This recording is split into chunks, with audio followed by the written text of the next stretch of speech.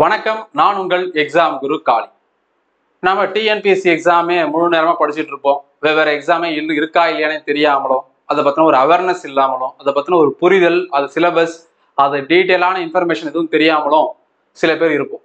அவங்க எல்லாருக்கும் ஒரு ஐ ஓப்பனிங்கா, அதாவது இதை பத்தின ஒரு மிகப்பெரிய அவேர்னஸ் கிரியேட் பண்ணக்கூடிய ஒரு வீடியோவாகவும், எப்படி படிக்கிறது, பெஸ்ட் புக்ஸ் என்னென்ன வச்சு நம்ம படிக்க முடியும் இந்த ரயில்வே எக்ஸாமுக்கு, அதை தாண்டி கரண்ட் அஃபேர்ஸ், ஸ்ட்ராட்டஜிக்கல்ல எதெல்லாம் இம்பார்ட்டன்ட் டாபிக்ஸ்னு சப்ஜெக்ட் வைஸா டீட்டெயிலாக இந்த வீடியோவில் நம்ம டிஸ்கஸ் பண்ண போகிறோம்.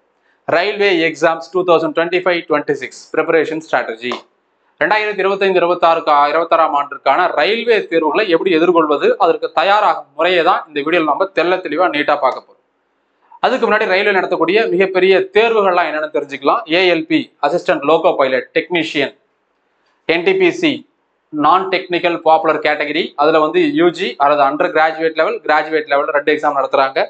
குரூப் டி, நம்ம குரூப் 4ன்னு சொல்கிறோம் பார்த்தீங்களா, அதுக்கு இணையானது குரூப் டி. ஆனால் சம்பளம் பார்த்தீங்கன்னா குரூப் 4ல் அதிகபட்சம் 30,000 வாங்க முடியும்.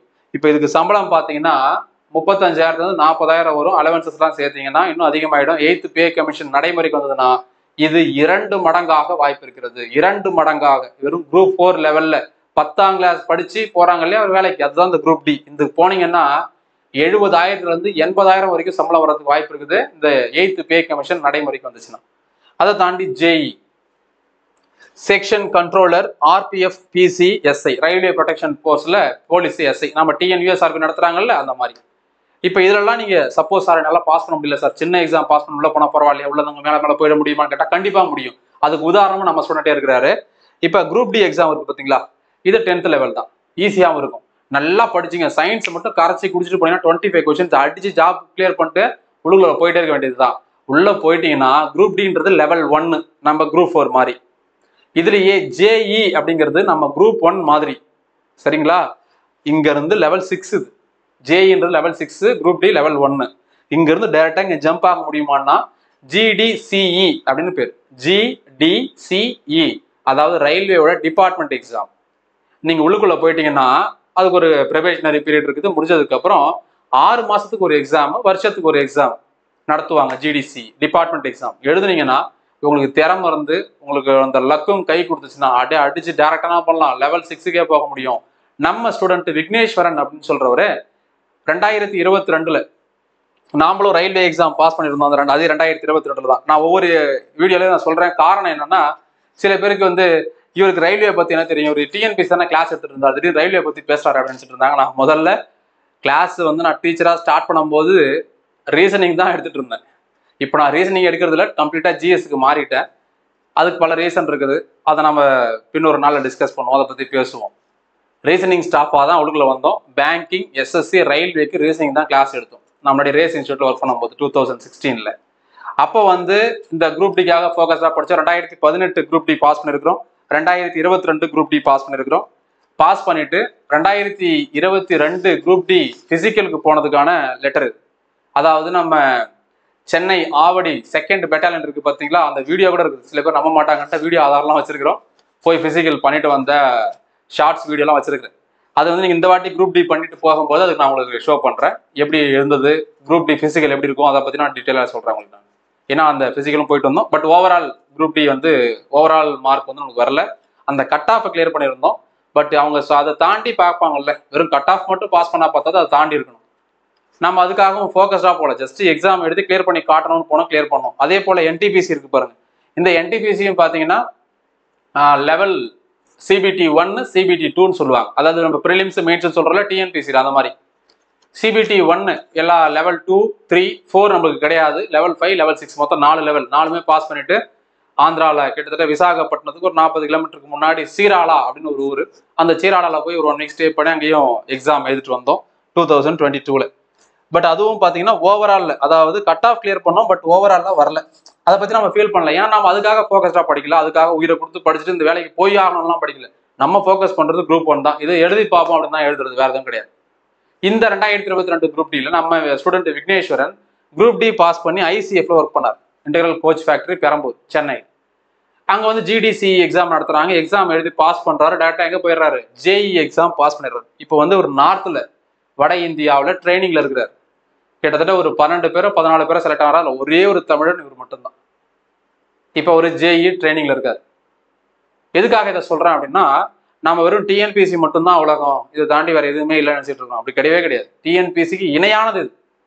அங்க தமிழ் இங்கிலீஷ் இருக்குதா, அவங்களுக்கு அது கூட கிடையாதுங்க. தமிழ் இங்கிலீஷே கிடையாது. நல்ல விஷயம் அது. அது காம்படிஷன், அதுதான் சரியான காம்படிஷனா இருக்கும். ஏன்னா தமிழ் ஒரு பக்கம் என்ன பண்றான், ஒரு வாட்டி ஈஸியா கேட்கறான், இங்கிலீஷ் டஃபா கேட்டுறான், இல்லைன்னா இங்கிலீஷ் ஈஸியா கேட்கறான், தமிழ் டஃபா கேட்கறான். இப்போ எதுவும் பண்ண முடியாதுல்ல. ஆனா ரயில்வே என்ன பண்றான்னா, ஒரே நாள் எக்ஸாம் நடக்காது.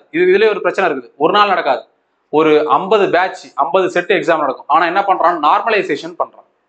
டிஎன்பிசியில் அப்படி பண்றாங்களா? பண்ணல. ஸோ அதனால நம்ம சொல்றோம், டிஎன்பிசியில் என்ன பண்ணுங்கன்னா நார்மலைசேஷன் பண்ணுங்க, இல்லைன்னா தமிழ் இங்கிலீஷை நீக்குங்கன்னு சொல்றோம். அது சில பேருக்கு புரியாம, என்ன தமிழ் நீக்க சொல்றாரு, இங்கிலீஷ் நீக்க சொல்றாருன்னு பதட்டமா ஆயிடுவாங்க. கிடையாது. அது நீக்கினாதான் இது சரியான ஒரு தேர்வாக இருக்கும். இல்லைன்னா யாராவது ஒருத்தருக்கு சப்போர்ட் பண்ற மாதிரியே இருந்துடும் எக்ஸாம். இப்போ இந்த குரூப் 2 பாருங்க, தமிழை விட இங்கிலீஷ் டஃபா இருந்துச்சு. எல்லாம் போராட்டம் பண்ண பொங்க ஆரம்பிச்சுட்டாங்க, எங்களுக்காக யாருமே பேசவே இல்லை. அதே போல குரூப் 4ல பாத்தீங்கன்னா தமிழ் இங்கிலீஷே கிடையாது, தமிழ் தான் இருக்குது. அது ஒரு மிகப்பெரிய துரோகம் இங்கிலீஷ் படிக்கிறவங்களுக்கு. இந்த மாதிரி பண்ணாதீங்கன்னு சொல்றோம். அதை பாருங்க, தமிழ் இங்கிலீஷ் கிடையாது, ரைட்டு. அங்க பைலிங்க்லாம் கொடுத்துருக்காங்க, தமிழ் இங்கிலீஷ்ல எக்ஸாம் நடக்குது, இங்கேயும் தமிழ் இங்கிலீஷ்ல எக்ஸாம் நடக்கும். அங்க மேக்ஸ் இருக்குது, இங்கேயும் மேக்ஸ் இருக்கு. அங்க ரீசனிங் இருக்கு, இங்கேயும் ரீசனிங் இருக்கு. அங்க ஜிஎஸ் அறிவியல் சமூக அறிவியல் இருக்குது, இங்கேயும் இருக்குது. அங்க ஸ்டாட்டிக் ஜிகே கரண்ட் அஃபேர்ஸ் இருக்கு, இங்கேயும் ஸ்டாட்டிக் ஜிகே கரண்ட் அஃபேர்ஸ் இருக்குது. இன்னொரு பிளஸ் பாயிண்ட் என்ன தெரியுமா, இதுதான் ரொம்ப ரொம்ப தேவை. இதை நம்ம கேட்கிறோம் டிஎன்பிஎஸ்சி சீர்திருத்தத்துல, இதுதான் கேட்கிறோம். என்ன கேட்கிறோம், தமிழ் இங்கிலீஷை நீக்குங்க, இது மாதிரி, ரைட்டு. அடுத்தது ஆன்லைன் எக்ஸாமா வைங்க. நீங்க ஏதாவது கரெக்ஷன் பண்றதுக்கு பல ஆண்டுகள் எடுத்துக்கிறீங்களே. ரயில்வே எக்ஸாம் பாருங்க, 1 கோடி பேர் எழுதுவாங்க இந்தியா ஃபுல்லா. ஆனா கரெக்டா ஒரே மாசத்துல உங்களுக்கு ரெஸ்பான்சிவ் ஷீட் விடுவான், நான் அப்ஜெக்ஷன் சொல்லலாம், அடுத்த ஒரு மாசம் ரிசல்ட் வந்துடும். அவ்வளவுதான். அப்படி பக்காவா ஃபாஸ்டா போயிட்டு இருப்போம். அந்த மாதிரி பண்ணுங்கன்னு சொல்றோம். ஆன்லைன் எக்ஸாம் வைங்க. அடுத்து ரொம்ப முக்கியமானது, நெகட்டிவ் மார்க் இருக்குது. இந்த குற்றாம்போக்குல வந்து அடிச்சுட்டு போறது, தெரியல ஏதாவது போட்டு வருவோம், புளுக்குல போடுவோம், அடிச்சுட்டு வர்றது, ஆப்ஷன் எலிமினேட் பண்ணி ஏதோ ஒன்று போட்டு வர்றது, அதெல்லாம் டிஎன்பிஎஸ்சியில் நடக்கும். இங்க நடக்கவே நடக்காது. நெகட்டிவ் மார்க் கொண்டு வரணும். அப்பதான் உண்மையாவே யார் நல்லா படிச்சுட்டு போறானோ அவன் வேலைக்கு போவான். ஃப்ளூக்ல அந்த குரூப்ல டூப்புங்கிறவங்கலாம் போக முடியாது. இந்த மாதிரி சீர்திருத்தத்தை தான் நம்ம டிஎன்பிஎஸ்சி கிட்ட கேட்கிறோம். காதரன் வந்து நம்ம பகத்சிங் சொன்னார் இல்லையா, 1929 மத்திய பாராளுமன்றத்துல குண்டை போட்டுட்டு என்ன சொன்னாரு, நாங்கள் யாரும் கொள்வதற்கான முயற்சிகள் இல்லை, செவிடர்கள் காதில் கேட்க வேண்டும் என்பதற்காகவே இந்த குண்டு வீச்சை நாங்கள் நடத்தணும்னு சொன்னார். படுகேஸ்வர் தத்தும் பகத்சிங்கும் அந்த மாதிரி தான் கேட்டுட்டு இருக்கிறாங்க. அவங்களும் அப்படிதான் இருக்கிறாங்க, அமைதியா இருக்கிறாங்க.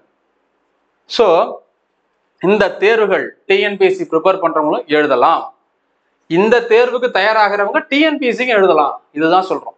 ஒரு சின்ன டிஃபரன்ஸ் என்னன்னா, அங்கே எக்ஸ்ட்ரா நீங்க தமிழோ இங்கிலீஷோ படிக்கணும், தமிழை பத்தி படிக்கணும், திருக்குறள் பத்தி படிக்கணும், அதெல்லாம் இங்கே தேவையில்லை. ரெண்டாவது, இது ஆன்லைன் எக்ஸாம், அது ஆஃப்லைன் எக்ஸாம். ஓஎம்ஆர் ஷீட் கொடுத்து ஷேட் பண்ணணும் டிஎன்பிஎஸ்சி. இங்க நெகட்டிவ் மார்க் இருக்குது, அங்கே நெகட்டிவ் மார்க் இல்லை டிஎன்பிஎஸ்சியில். இவ்வளவுதான் வித்தியாசம் இந்த எக்ஸாம் ப்ரிப்பேர் பண்றவங்களுக்கு சொல்றேன்.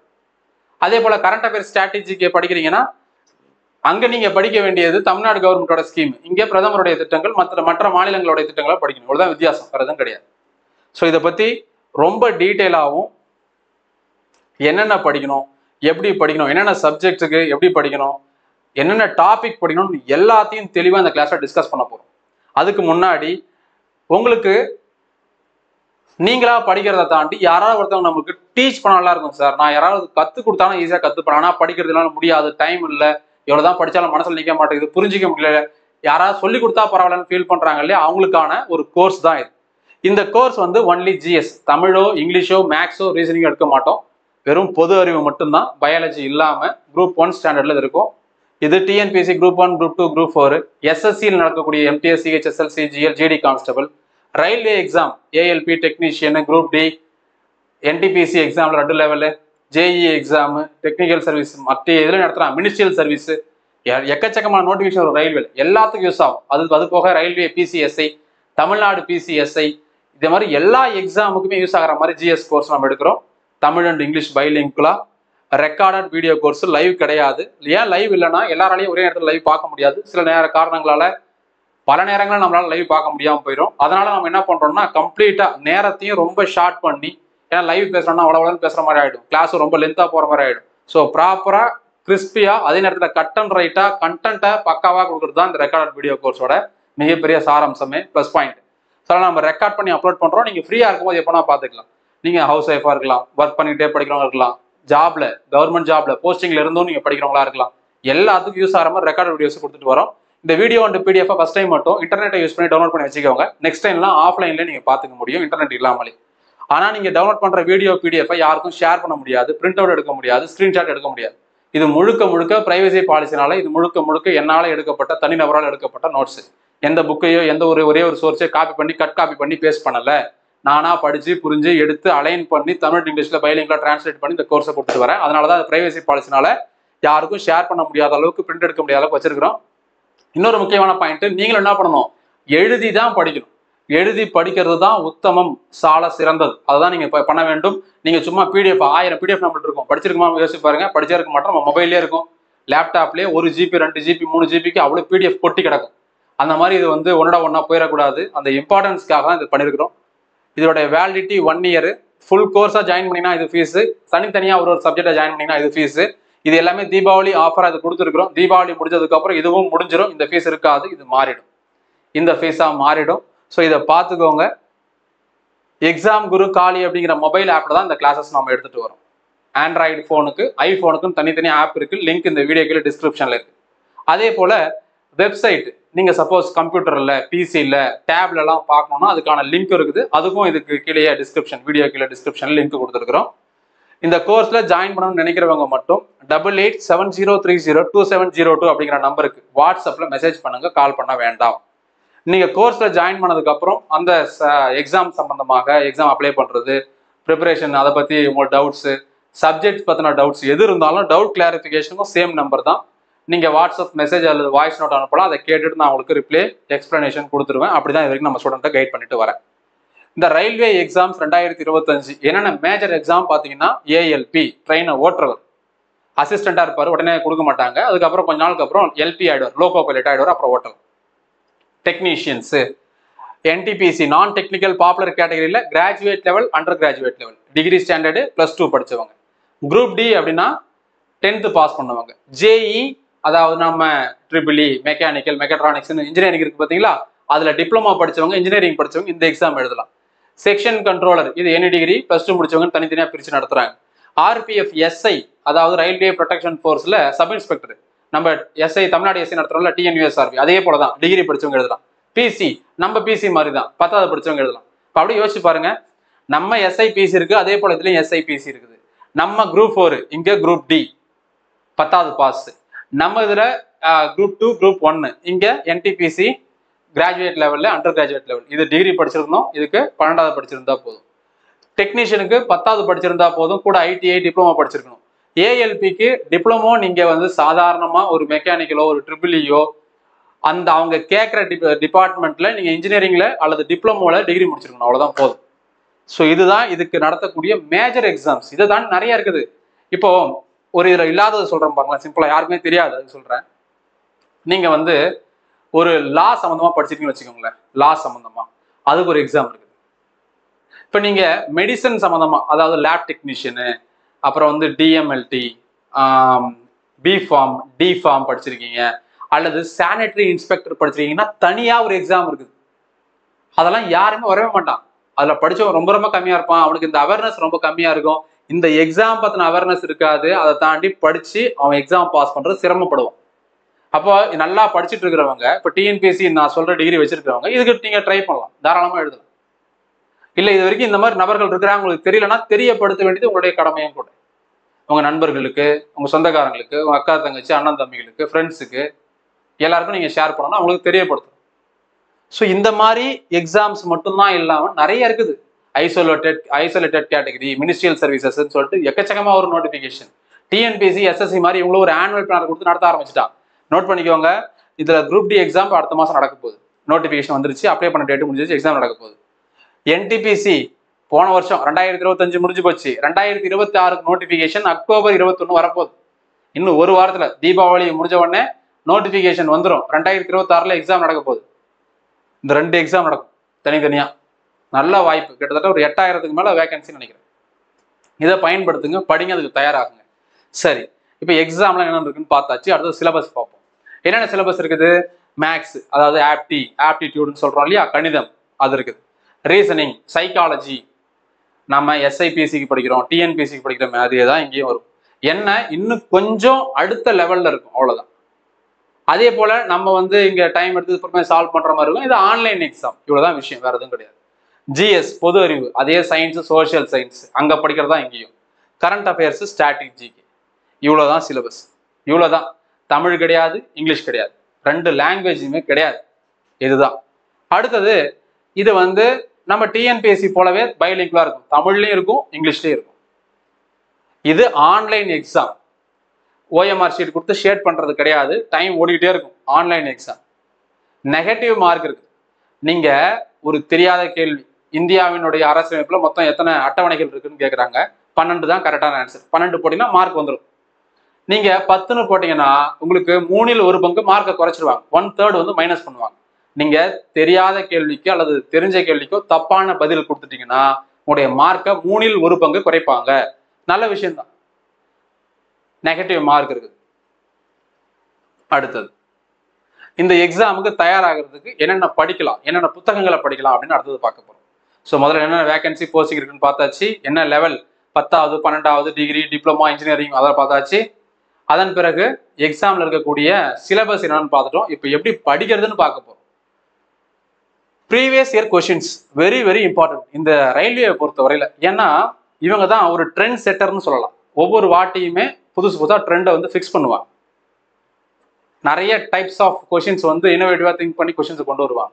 இப்போ நீங்க என்ன பண்ணணும்னா ஃபர்ஸ்ட் நீங்க செய்ய வேண்டியது, ஏற்கனவே படிச்சுட்டு இருக்கிறவங்க சரி புதுசா படிக்கிறவங்க சரி, 2025 இந்த வருஷம் நடந்த ரயில்வே எக்ஸாமோட கொஸ்டின்லாம் நீங்க எடுத்து அனலைஸ் பண்ணணும். சார் எப்படி சார் எடுக்கிறது, இருந்தா அனுப்புங்க சார் உடனே கேட்பீங்க. அப்படி கிடையாது. போங்க பொறுமையா கூகுள்ல சர்ச் பண்ணுங்க. அப்படி இல்லையா புக் சென்டருக்கு போங்க, பெரிய பெரிய புக் ஷாப்புக்கு போங்க. 2025 ரயில்வே கொஸ்டின்ஸ் எல்லாம் கம்பைன் பண்ணி ஒரு புக்காவே போட்டு சேல் பண்றாங்க, அதை எடுத்துக்கோங்க, அதை யூஸ் பண்ணுங்க.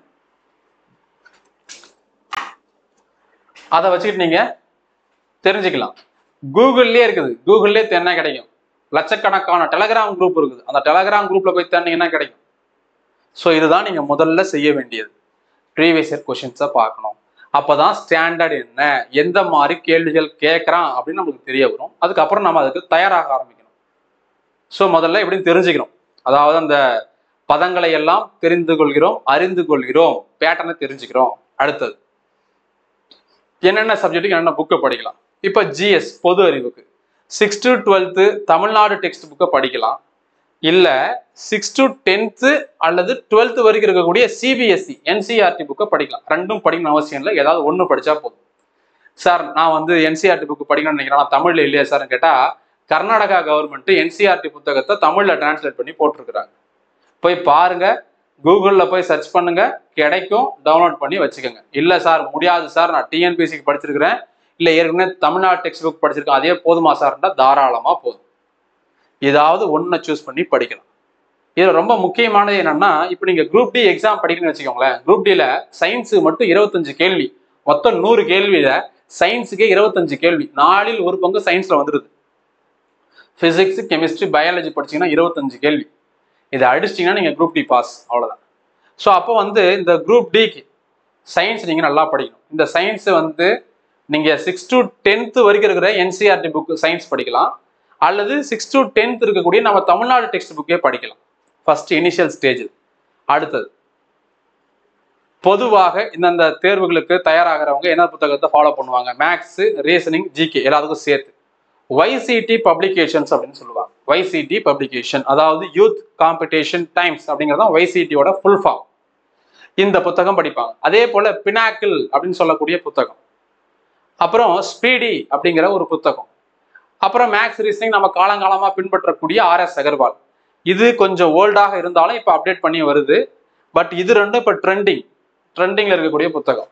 ஸோ இதை நீங்கள் பயன்படுத்திக்கலாம். பாருங்க, RRB 2025 டிசிஎஸ் பேட்டர்னில், ஏன்னா டிசிஎஸ் தான் எக்ஸாம் நடத்துகிறாங்க, அந்த பேட்டர்னில் ஜென்ரல் சயின்ஸ் ஃபிசிக்ஸ் கெமிஸ்ட்ரி பயாலஜிக்கு மட்டும் ஃபுல்லாக கம்பைன் பண்ணி கொடுத்துருக்காங்க. பாரு என்ன கொடுத்துருக்கான், railway recruitment board YCT book English மீடியமில் இருக்குதுன்னு சொல்லியிருக்காங்க. இது தமிழ் இருக்கான்னு தெரியல, நீங்கள் தேடி பார்த்துக்கோங்க. தமிழ் இருந்தால் வாங்கிக்கோங்க, இல்லைனா இங்கிலீஷில் தான் இருக்கும்னு நினைக்கிறேன். ALP stage 1-2 technician grade 1 signal, grade 3 NTPC 1-2 group D JE paramedical RPF constable SI. இவ்வளோ எக்ஸாம்ல இருந்து சயின்ஸை மட்டும் தனியாக எடுத்து ஒரு புத்தகம் போட்டு கொடுக்குறான். இது உங்களுக்கு படிக்கிறதுக்கோ ரிவிஷன் பண்ணுறதோ யூஸ்ஃபுல்லாக இருக்கும். இது YCT புக்கு. YCTலேயே மேக்ஸுக்கு இருக்குது, ரீசனிங் இருக்குது, ஜிகேக்கும் இருக்குது. அதே போல பினாக்கிள் 7th எடிஷன், இது புதுசா இப்போ லேட்டஸ்டா ரீசெண்டா வந்த புத்தகம். 7th எடிஷன் இங்கிலீஷ் மீடியம் தான், தமிழ் இல்லைன்னு நினைக்கிறேன், செக் பண்ணி பாருங்க. எஸ்எஸ்சி மேக்ஸ், நீங்க எஸ்எஸ்சி சார் நான் ரயில்வே தானே படிக்க ஆரம்பிச்சு, நீங்க எஸ்எஸ்சி சொல்றீங்க, யோசிக்காதீங்க. ரயில்வே எஸ்எஸ்சியும் கிட்டத்தட்ட ஒரே மாதிரியான பேட்டர்னா தான் இருக்கும். இது நான் ரயில்வே இப்ப நான் கொண்டு வந்த புத்தகம் மேபி எஸ்எஸ்சியா இருக்கலாம். இதுலயே ரயில்வேக்குன்னு மேக்ஸ் தனியா புத்தகம் இருக்குது, பினாக்கிள்ல ரயில்வேக்குன்னு ரீசனிங் புத்தகம் இருக்குது, ரயில்வேக்குன்னு ஜிஎஸ்க்கு பினாக்கிள்ல புத்தகம் இருக்குது. அப்ப நீங்க தாராளமாக இந்த 2 புத்தகம், இது வந்து இப்போ கரண்ட் ட்ரெண்ட்ல இருக்கக்கூடிய புத்தகம், இதை பயன்படுத்தலாம். இது தமிழ் இருக்கான்னு தெரியல, தேடி பாருங்க, இருந்தா சந்தோஷம், வாங்கிக்கங்க. இதை தாண்டி காலங்காலமா படிக்கக்கூடிய 2 புத்தகம், ஒன்னு ஜிகேக்கு வந்து லூசன்ட், இன்னொன்னு அரிகன்ட். இதெல்லாம் இப்போ அப்டேட் பண்ணி 2026 வந்து போன வருஷம் வந்த புத்தகம். இப்போ நாம ஒரு புத்தகம் எடுத்து ஒவ்வொரு சப்ஜெக்டும் தனித்தனியா படிக்கிறதுக்கு பதிலாக எல்லா சப்ஜெக்டும் ஒன்னா சேர்த்து ஒரு புத்தகமா கொடுத்துருப்பாங்க, அதுதான் அரிகன்ட் லூசன்ட்னு சொல்றது. இந்த புத்தகம் கிடைச்சதுன்னா இது நீங்க வாங்கி படிக்கலாம். ஆனா என்ன ஒண்ணு, இது 2ம் இங்கிலீஷ்ல மட்டும்தான் இருக்கும், தமிழ்ல இருக்காது. இது சில நேரங்களில் தமிழ்ல இருக்கலாம், ஆனா இது ஒன்லி இங்கிலீஷ். சரி, நம்ம மேக்ஸ், ரீசனிங், ஜிகே பார்த்துட்டோம். கரண்ட் அஃபேர்ஸ் என்ன டாபிக் படிக்கணும்? நான் சொல்ற டாபிக்லாம் நோட் பண்ணிக்கோங்க. நான் இதை அனலைஸ் பண்ணி ரிசர்ச் பண்ணி இந்த டாபிக்ஸ் எல்லாத்தையுமே கடந்த 2025 நடந்த ரயில்வே எக்ஸாம் மட்டும் இல்லை, எஸ்எஸ்சி, டிஎன்பிசி எக்ஸாம் எல்லாத்தையும் கவர் பண்ணி இதெல்லாம் இம்பார்ட்டன்ட் டாபிக் வேலை மெனக்கிட்டு உட்காந்து சப்ஜெக்ட் வைஸாகவும் பிரித்து வச்சிருக்கிறேன். உங்களுக்கு இப்போ புரியாது, நான் சொன்னதுக்கு அப்புறம் தான் நீங்கள் அதை ஃபீல் பண்ணுவீங்க, ஓ இவ்வளோ விஷயம் இருக்கா அப்படின்னு சொல்லிட்டு பிரிச்சிருக்கிறேன் பாருங்க. ஃபர்ஸ்ட்ல current affairs, appointments, awards, Nobel Prize, Oscar award, national award, Bharat Ratna award, இது மட்டும் கிடையாது, இந்திய அரசாங்கம் கொடுக்கக்கூடிய அத்தனை விருதுகளும் நீங்க படிச்சுக்கணும், இங்க யூஸ் ஆகும். இதுவே நீங்க தமிழ்நாடு சம்பந்தமா அவார்டு படிச்சீங்கன்னா டிஎன்பிசி யூஸ் ஆகும். இவ்வளவுதான். Sports related news, awards. ஸ்போர்ட்ஸ்னா கிரிக்கெட் மட்டும் ஸ்போர்ட் கிடையாது, கபாடியில இருந்து, கோகோல இருந்து, டென்னிஸ்ல இருந்து, பேட்மிண்டன்ல இருந்து, ஃபுட்பால்ல இருந்து, வாலிபால்ல இருந்து, எல்லா ஸ்போர்ட்ஸ் சம்பந்தமா கூடிய கரண்ட் அஃபேர்ஸ், அந்த ஈவெண்ட், யார் வின்னரு, யார் ரன்னர், யார் ஜெயிச்சாங்க, யார் 2வது இடம் பிடிச்சாங்க, அதுக்கு கொடுக்கக்கூடிய அவார்டு என்ன. இப்போ குறிப்பா பாத்தீங்கன்னா அடிக்கடி கேட்குற 4 open, French open, Australian open, US open, Wimbledon, கண்டிப்பா கேட்பான். அப்ப அது சம்பந்தமான அவார்ட்ஸ் யார் ஜெயிச்சாங்க இதெல்லாம் பார்த்துக்கணும். புக்ஸ் அண்ட் ஆத்தர்ஸ், ஆட்டோபயோகிராஃபிஸ், அதாவது ஒரு சிறந்த புத்தகம் நேரு காலத்துல இருந்து இப்ப கரண்ட் அஃபேர்ஸ் வரைக்கும் யார் அந்த புத்தகத்தை எழுதுனாங்க, அந்த புத்தகத்தினுடைய பேர் என்ன. இல்லைன்னா யாராவது ஒருத்தர் வந்து அவருடைய ஆட்டோபயோகிராஃபி எழுதி ரிலீஸ் பண்ணியிருப்பார், இல்ல வேற ஒருத்தரோட ஆட்டோபயோகிராஃபி எழுதி ரிலீஸ் பண்ணுவார், அந்த மாதிரி புத்தகங்கள், அது தெரிஞ்சுக்கணும். எம்ஓயூனா மெமரண்டம் ஆஃப் அண்டர்ஸ்டாண்டிங், புரிந்துணர்வு ஒப்பந்தம். 2-3 நாடுகள் என்ன பண்ணுவாங்க, 2 நாடுக்கு இடையே ஒப்பந்தம் போட்டு ஒரு ராணுவ நடவடிக்கை அல்லது பொருளாதார மேம்பாடு அல்லது அமைதி ஒப்பந்தம், இந்த மாதிரி ஏதாவது பண்ணுவாங்க. அந்த ஒப்பந்தம் பத்தி தெரிஞ்சுக்கணும், எதுக்காக, யார் கையெழுத்து போட்டாங்க, எந்த வருஷம் போட்டாங்க, பணம் செலவு பண்ணாங்க, இவ்வளவு பணம் செலவு பண்றாங்க, இவ்வளவு பணம் ஒதுக்கி இருக்காங்க, எல்லாம் தெரிஞ்சுக்கணும். மிலிட்ரி எக்ஸசைஸ், ட்ரெட்டி அக்ரிமெண்ட், ஏதாவது ஒப்பந்தம் போடுறாங்கன்னா. இம்பார்ட்டன்ட் சமிட், இப்போ G20 வழக்கமா கேட்பான்ப்பா, நோட் பண்ணிக்கோங்க. G7, G8, G20, SAARC, BRICS, ஏஷியானு, அப்புறம் முக்கியமானது வேற என்ன இருக்குது, நிறைய இருக்குது, நான் இம்பார்ட்டன்ட் மட்டும் சொல்றேன். இதுல இருந்து கண்டிப்பா கொஸ்டின் வந்துடும். அதாவது ஃபர்ஸ்ட் சமிட் எங்க நடந்துச்சு, முதல் கூட்டம் எங்க நடந்துச்சு, இப்ப கரண்ட் 2025 எங்க நடந்துச்சு, 26 எங்க நடக்க போகுது, இவ்வளவுதான் கட்டாயமா கேட்பாங்க. அதே போல ஒலிம்பிக்ஸ், பாரா ஒலிம்பிக்ஸ் சம்பந்தமானது, லாஸ்ட்ல நடந்த ஒலிம்பிக்ஸ், பாரா ஒலிம்பிக்ஸோட details, committee and commissions, current அஃபேர்ஸும் சரி அல்லது ஸ்ட்ராட்டஜிக்கலையும் சரி, முக்கியமான கமிட்டி கமிஷன்ஸ்லாம் எதுக்கு, எந்த வருஷம் போட்டாங்க, ரீசன் என்ன தெரிஞ்சுக்கணும். இப்போ நான் சொல்றதை நீங்க என்ன பண்ணணும்னா, நல்லா படிக்கிறவங்க, பாஸ் பண்ண நினைக்கிறவங்களுக்கு சொல்றேன், ஒரு நோட் போட்டு, நோட்டை போட்டுட்டு அப்பாயின்மெண்ட்ஸ் அப்படின்னு போட்டுட்டு ஒரு 5 பேப்பர், ஒயிட் பேப்பர் சொல்றேன், white paper, ruled paper 1 2 3 4 5 5 paper விட்டுறணும். அடுத்த பேஜ்ல அவார்ட்ஸ் அண்ட் ஆனர்ஸ், அதுக்கு ஒரு 5 பேப்பர் விட்டுறணும். அடுத்தது இந்த மாதிரி நீங்க தனித்தனியா நீங்க இப்பவே இன்னையிலிருந்து அக்டோபர் மாசம் 2025 தயாரானீங்க அப்படின்னா, அடுத்த வருஷம் எந்த எக்ஸாம் நடந்தாலும் கரண்ட் அஃபேர்ஸ் உங்களால அடிக்க முடியும், துல்லியமா அடிக்க முடியும். வளவளன்னு எழுதக்கூடாது, ரொம்ப ரொம்ப ஷார்ட் அண்ட் ஸ்வீட்டா. இப்போ ஒரு எக்ஸாம்பிள் சொல்றேன், எக்ஸசைஸ், இந்தியா IND போடுங்க, இந்தியான்னு ஃபுல்லா எழுத வேண்டாம், IND-UK, இங்கிலாந்து, 2 பேரும் சேர்ந்து என்ன பண்றாங்க, ஒரு கடற்கரையில, இந்திய பெருங்கடல்ல மேற்கு கடற்கரை வழியில, அதாவது வெஸ்டர்ன் கோஸ்டல்ல பாத்தீங்கன்னா ஒரு ராணுவ பயிற்சி வந்து செய்யறாங்க. அவ்வளவுதான் 2025 நடந்தது. ஒரே லைன் முடிஞ்சு போச்சு. ரொம்ப பெருசா கூட சிம்பிளா சின்னதா எழுதிக்கிங்க, முடிஞ்சு போச்சு. இது மாதிரி நடக்கக்கூடிய எல்லா எக்ஸசைஸையும் எடுத்து எழுத போறீங்க. 5 பேப்பர், 5 பக்கம் இல்ல, 5 பேப்பர் விட்டுறீங்க. இதே போல ஒவ்வொரு டாபிக் எழுதுங்க. யார் உங்களால முடிக்க முடியாதா?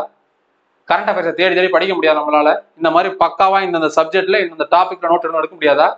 அப்படி எடுத்துட்டோம்னா நம்மளுக்கே பெரிய என்ன கிடைக்கும், ஒரு பெரிய தைரியம் துணிச்சல்லாம் வரும். என்ன வரும், நம்ம தான் எல்லாத்தையும் படிச்சுட்டு நோட்ஸ் எடுத்துக்கணும், இது மாரி எப்படி வரும் அப்படின்னு சொல்லிட்டு. கரெக்டா?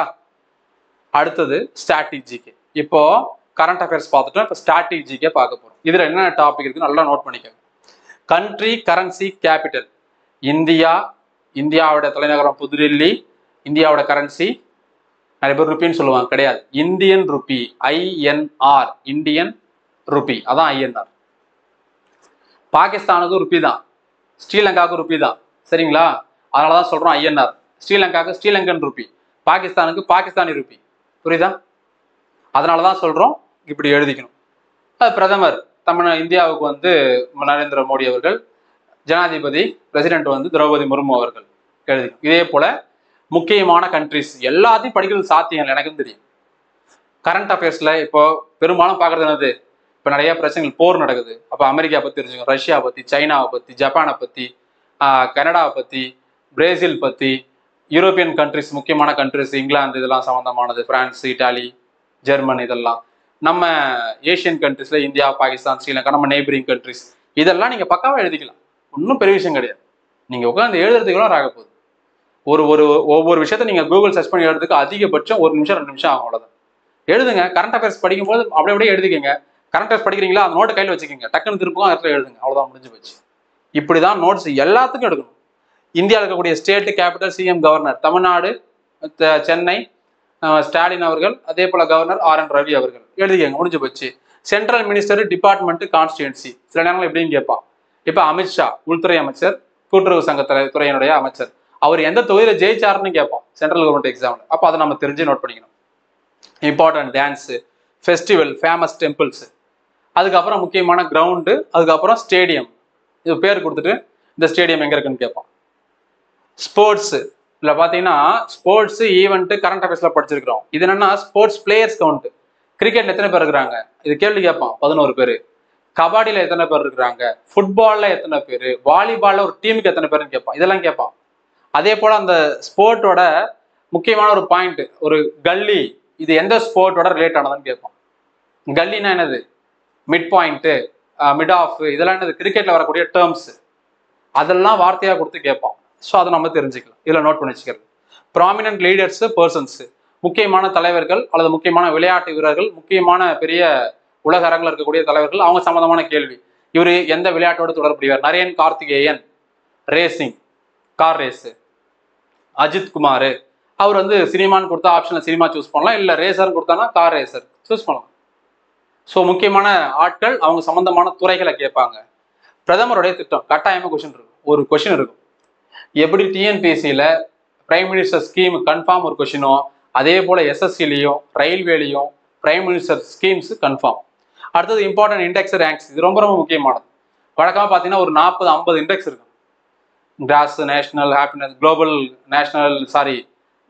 நேஷனல் ஹாப்பினஸ் இண்டெக்ஸ், அதே போல HDI ரிப்போர்ட் ரொம்ப ரொம்ப முக்கியம், human development index, poverty index, hunger index, happiness index, இந்த மாதிரி பாதுகாப்பு தொடர்பான குறியீடுகள் நிறைய இருக்குது.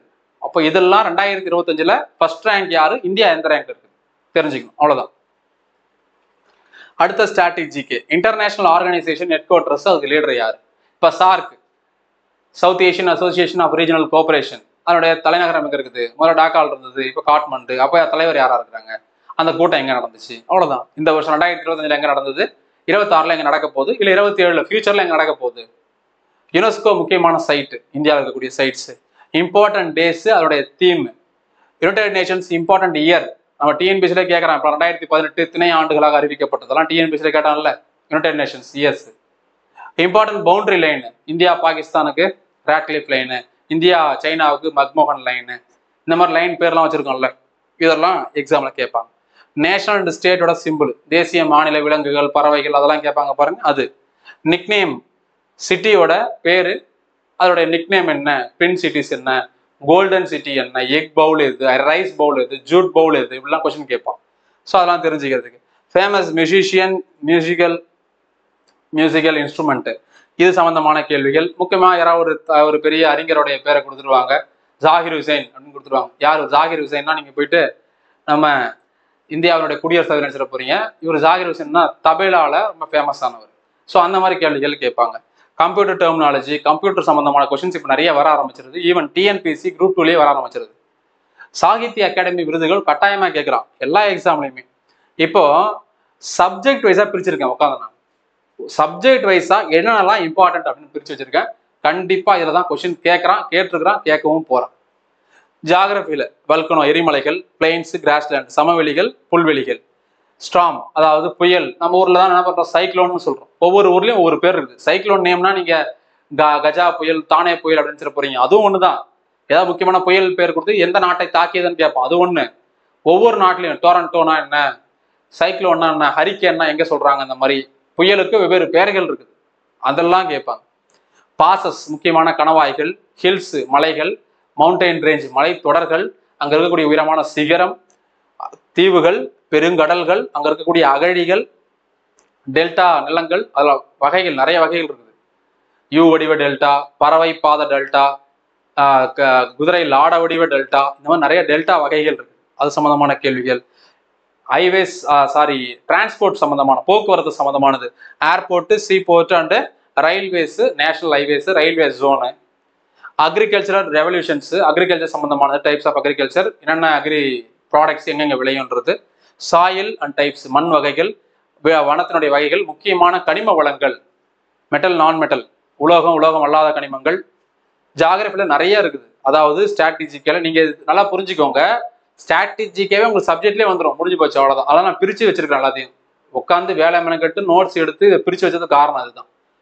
பிளானட்ஸ் பற்றி, கோள்களை பற்றி, ஜிஐ டேகு, வாட்டர் ஃபால்ஸ் முக்கியமான நீர்வீழ்ச்சிகள், ஏரிகள், குளங்கள், அதுக்கப்புறம் ஏரிகள், மிகப்பெரிய ஆறுகள், அவருடைய துணை ஆறுகள், ஆற்றங்கரை நகரங்கள். இப்போ கேட்பாங்க ஆக்ரா நதிக்கரை, ஆக்ரா வந்து எந்த நதிக்கரையில் இருக்குது, யமுனை நதிக்கரையில் இருக்குது. இதெல்லாம் எக்ஸாம்ல கொஸ்டினாக கேட்டிருக்கிறான். டேம் அந்த நீரை தேக்கி வைக்கக்கூடிய மிகப்பெரிய அணைகள். பழங்குடிகள், தேசிய பூங்காக்கள், wildlife sanctuary, bird sanctuary வனவிலங்கு சரணாலயம், அதே போல பறவைகள் சரணாலயம், புலிகள் காப்பகம், யானைகள் காப்பகம், நிறைய ரிசர்வ்ஸ் இருக்குது. அப்புறம் ராம்சார் சைட்ஸ் ஈரநிலங்கள், பயோஸ்பியர் ரிசர்வ் உயிர்கோள காப்பகம், பயோடைவர்சிட்டி, கிளைமேட் சேஞ்ச் சம்பந்தமான கரண்ட் அஃபேர்ஸ், ஸ்ட்ராட்டஜிக்கு HDA ரிப்போர்ட் ரொம்ப முக்கியமானது. இவ்வளவு விஷயம் இருக்குது ஜியாகிரபியில. அடுத்ததாக science and technique. ISRO, DRDO மட்டும் இல்லை, நான் ஒரு எக்ஸாம்பிள் தான் கொடுத்துருக்கிறேன். நாசாவை பத்தி கேட்பான். உலக நாடுகளுடைய மிக முக்கியமான பாதுகாப்பு தளங்கள், அந்த இயக்கங்கள், அமைப்புகளை பத்தி கேட்பான். ஒரு எக்ஸாம்பிள் நான் சொல்லியிருக்கிறேன். சரியா? இந்தியன் மிசைல்ஸ், ராக்கெட்ஸ், லான்ச்சர்ஸ், அது சம்பந்தமா A to Z டீடைல்ஸ். இப்போ ககன்யான் ஆகட்டும், மங்கள்யான் ஆகட்டும், அதே போல நிலவு ஆராய்ச்சி பண்றதாகட்டும், எல்லாமே சந்திராயன் ஆகட்டும், இதெல்லாம் நம்ம தெரிஞ்சுக்கணும். எந்த ராக்கெட்ல போச்சு, அங்க போன சேட்டலைட் எது, அங்க இறங்கின ரோவர் ரேஞ்ச், அது பேர் என்ன, எல்லாமே நம்ம தெளிவாக தெரிஞ்சு வச்சுக்கணும். Nuclear power plans, invention and inventors, அதாவது முக்கியமான கண்டுபிடிப்புகள் யார் கண்டுபிடிச்சாங்க. இது பிசிக்ஸ்லயும் வரும், கெமிஸ்ட்ரிலையும் வரும், பயாலஜிலையும் வரும், சயின்ஸ் அண்ட் டெக்லையும் வரும். அதே போல ஸ்டாட்டிக் GK IN நம்ம பொறுத்தவரையில இந்திய தேசிய காங்கிரஸ் கூட்டம் தலைமை தாங்கினது யாரு, என்ன தீர்மானம். இந்திய தேசிய இயக்கத்துல முக்கியமான ஈவெண்ட் இப்போ என்ன சொல்றது, வெள்ளையனே வெளியேறு இயக்கம் 1942 வருஷம். அதுல முக்கியமான ஆட்கள் யார் யாரு, காந்தி, நேருவா இருந்தாலும் வெளியில தெரிஞ்சவங்க யார், அதில் தான் JP நாராயண், அருண் ஆசாப் அலி. இதெல்லாம் இம்பார்ட்டன்ட் ஸ்லோகன் அண்ட் லீடர்ஸ். முக்கியமான ஸ்லோகன் சொல்லலாமா, என்ன சொல்றது, பகத்சிங் அவர்கள் சொன்னது, புரட்சி ஓங்குக, இன்குலாப் ஜிந்தாபாத் அப்படின்னு பகத்சிங் சொன்னாரா? அவர் சொல்லல, அவர் பிரபலப்படுத்தினாரு. சொன்னது யாரு, ஹர்ஷத் மொஹானி. சொன்னது வேற ஒரு ஆள். இதெல்லாம் கேட்பாங்க. அது மாதிரி ரத்தத்தை கொடுங்கள், சுதந்திரத்தை கொடுக்குறேன்னு சொன்னது நேதாஜி சுபாஷ் Chandra Bose. News paper, Journal, அது யாரு, எந்த காலத்துல, எந்த வருஷம் உருவாக்குனாங்க, கவர்னர் ஜெனரல்ஸ், அவங்க காலத்துல நடந்த முக்கியமான திட்டங்கள், செயல்கள்.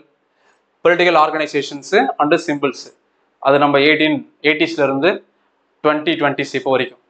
அப்புறம் எக்கானமில 5 ஆண்டு திட்டம், முக்கியமான தலைவர்கள், அவங்க பொருளாதார தொடர்பான கூற்றுகள், வங்கியியல், வங்கியோட டேக்லைன், ஹெட் குவார்டர்ஸ், அதில் யார் இப்போ சேர்மன், CEO இருக்கிறாங்க, NSE, BSE, national and Bombay stock எக்ஸ்சேஞ்சோட சம்பந்தமான விஷயங்கள், RBI, repo rate, reverse repo rate, bank rate, cash reserve ratio, statutory liquidity ratio, இதெல்லாம் பேங்கிங் ரொம்ப ரொம்ப முக்கியமானது. 2011 சென்சஸ், இப்போ ரீசெண்டாக சென்சஸ் அப்பப்போ ரிலீஸ் பண்ணிட்டே இருப்பாங்க.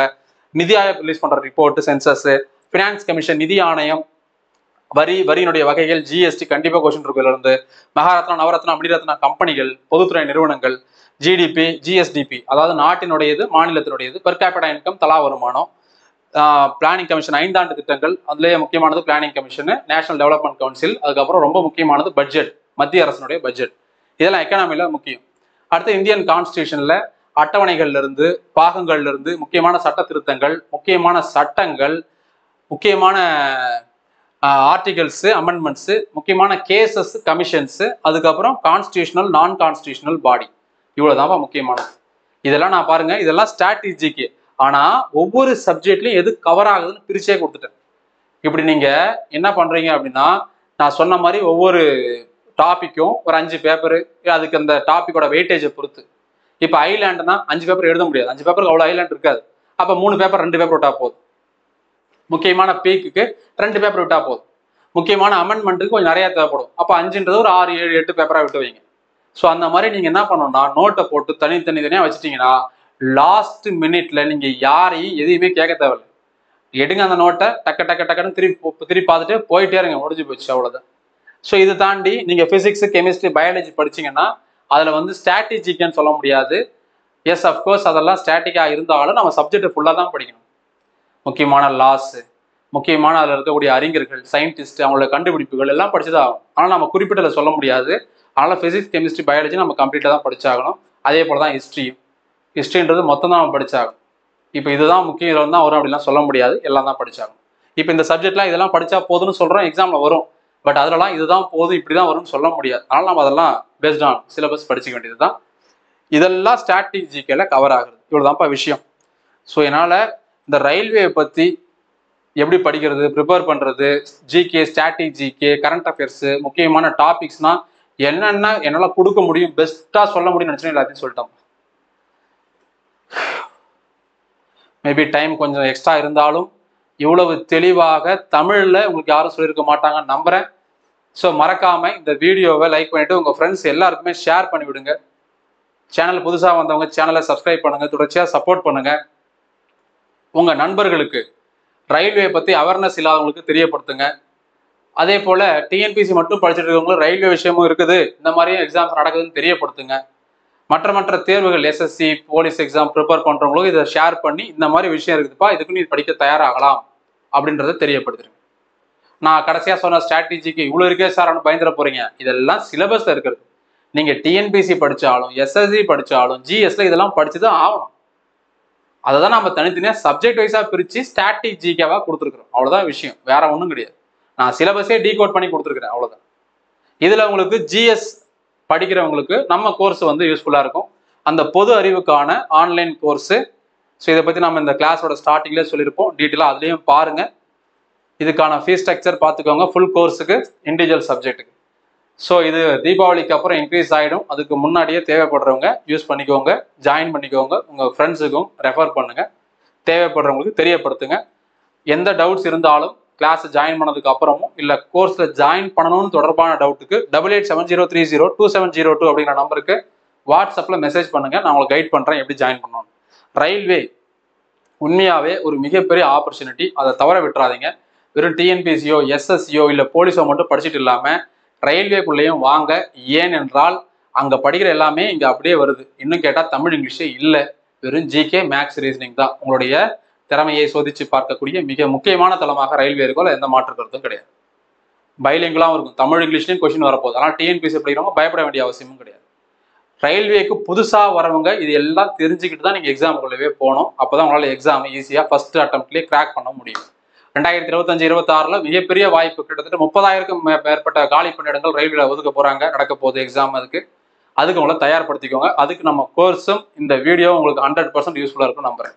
மறக்காம மக்களுக்கு ஷேர் பண்ணிடுங்க. All the very best. இன்னிலிருந்து படிக்க ஆரம்பிங்க, நோட்டு போட்டு எழுதுங்க ஒவ்வொரு டாபிக் வைஸா. தேங்க்யூ.